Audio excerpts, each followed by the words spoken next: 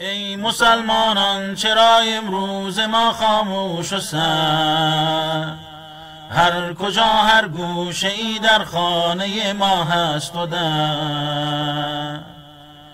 ای مسلمانان چرا امروز ما خاموش و سر؟ هر کجا هر گوشه ای در خانه ما هست و در.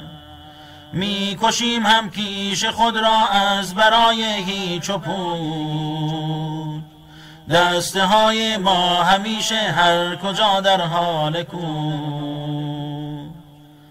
ای مسلمانان چرا امروز ما خاموش و سر؟ هر کجا هر گوشه ای در خانه ما هست و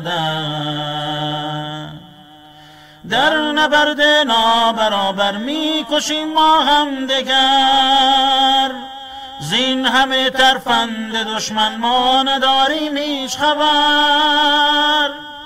در نبرد نابرابر می کشیم ما هم دگر. زین همه ترفند دشمن ما نداریم هیچ خبر. ای مسلمانان سحر شد دیدگان را وا کنید، جمله برخیزید و فکری بر غم فردا کنید. ای مسلمانان چرا امروز ما خاموش و سر؟ هر کجا هر گوشه ای در خانه ما هست و در. صبح خندان می دمد در باغ گلهای امید، آن شکوه رفته را در باغ دین پیدا کنید.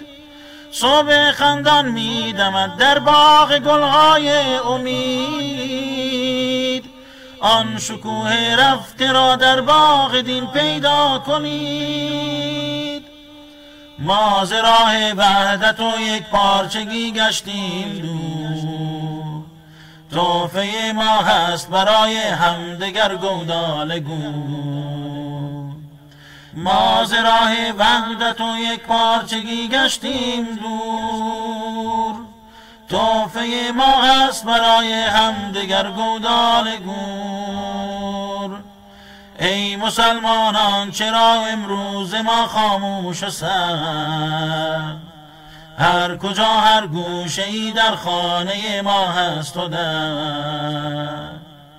ای مسلمانان بیایید یک دل و یک رنگ شویم، ما به دور از هر بدی و اختلاف و جنگ شویم.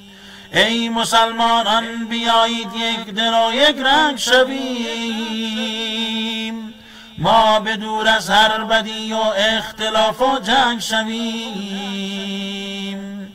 ای مسلمانان بیایید همدیگر باور کنیم، وحدت و یک پارچگی را مثل تاج بر سر کنیم. ای مسلمانان بیایید همدیگر باور کنیم، وحدت و یک پارچگی را مثل تاج بر سر کنیم. ای مسلمانان چرا امروز ما خاموش و سر؟ هر کجا هر گوشه ای در خانه ما هست و در.